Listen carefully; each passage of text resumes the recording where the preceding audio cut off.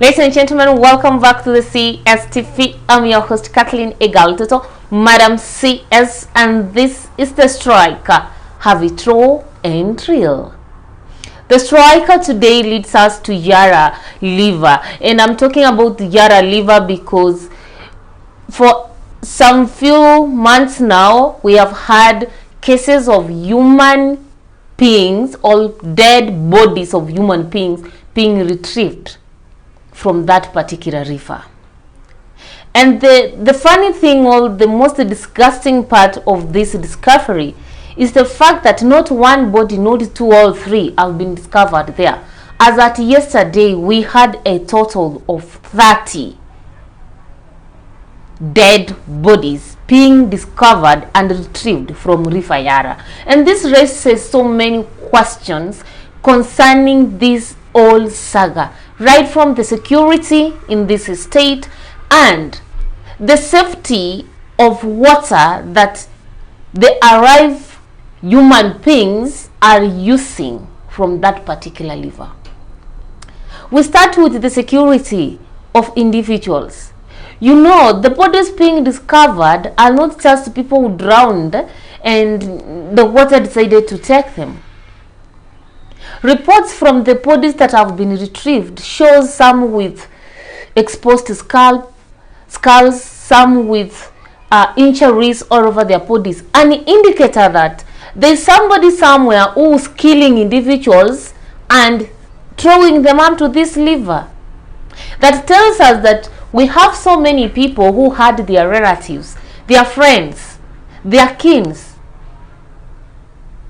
missing, and those individuals may be part of the bodies that have been discovered at River Yara.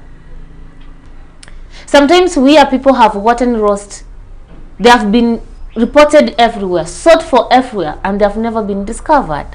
But what is happening at River Yara points towards a very well known way of killing people and just disposing of them off at River Yara, or disposing their bodies at River Yara. And for me, it raises the security of this particular country, because we cannot conclude that the people or the bodies that are found at River Yara are necessarily of people around River Yara. No, these may be people who even got lost from other counties, but they are disposed in that way so that no evidence or their trace is never found anywhere.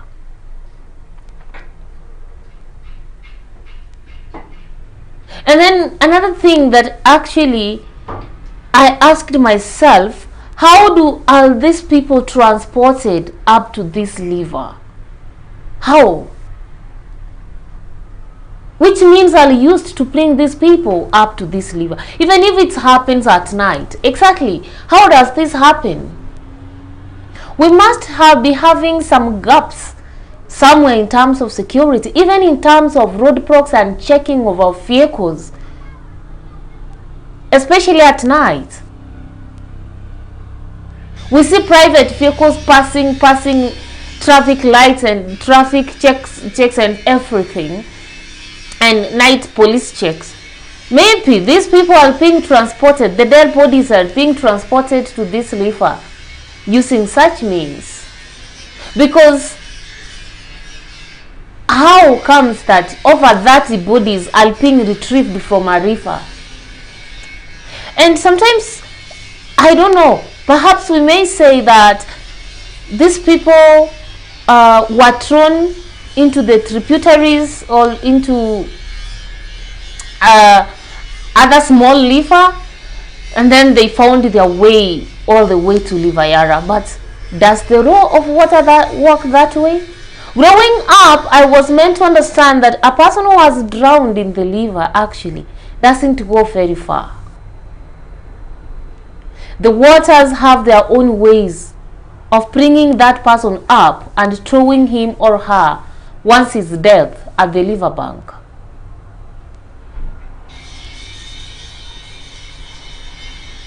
And secondly, maybe that is food for thought for everybody.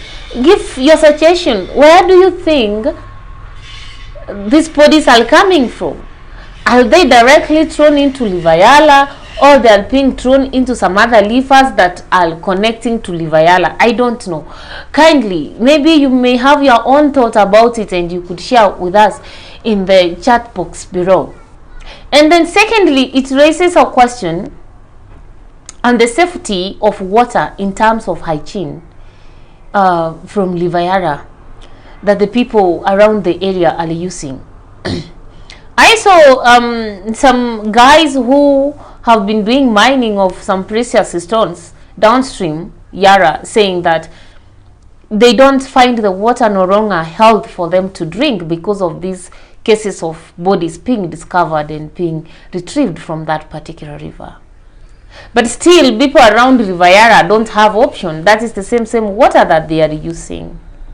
How safe is that particular water? When we have bodies that have decomposed to an extent that the flesh is peeling off, or is just cutting itself off from the bones,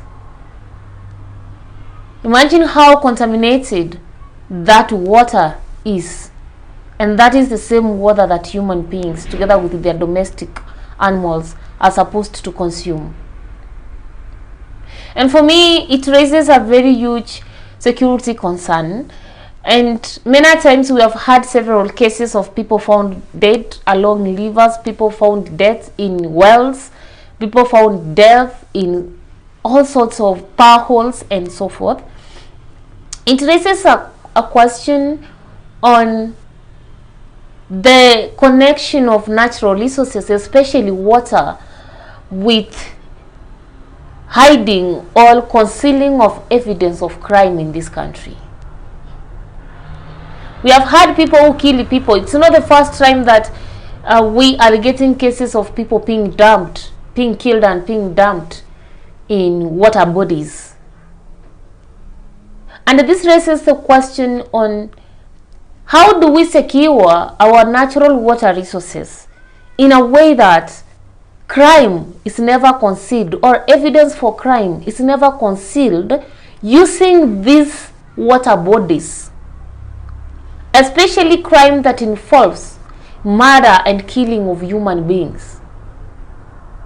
What can the government of Kenya do?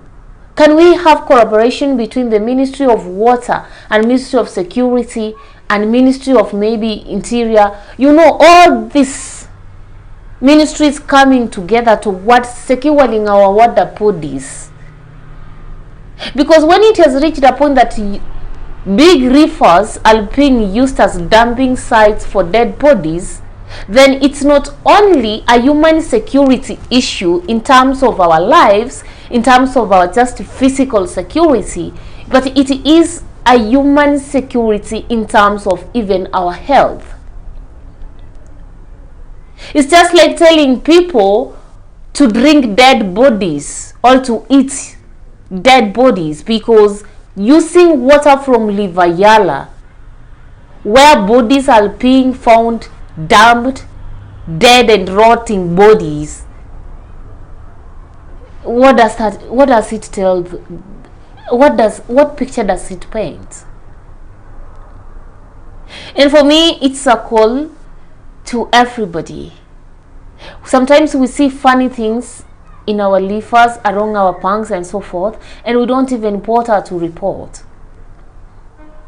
And it is a call to the government, especially the Ministry of Interior and any other department that is concerned with security, internal security of this country, that we need to secure our natural resources, especially mines, water bodies, to avoid cases where people are killed and dumped there, and you know evidence is concealed.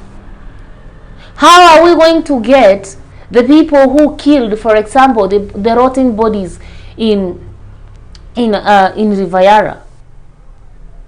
By the fact that they have stayed in that water for a long time, already even the marks in the bodies that could have been used to even link people to the crime scene are no longer there.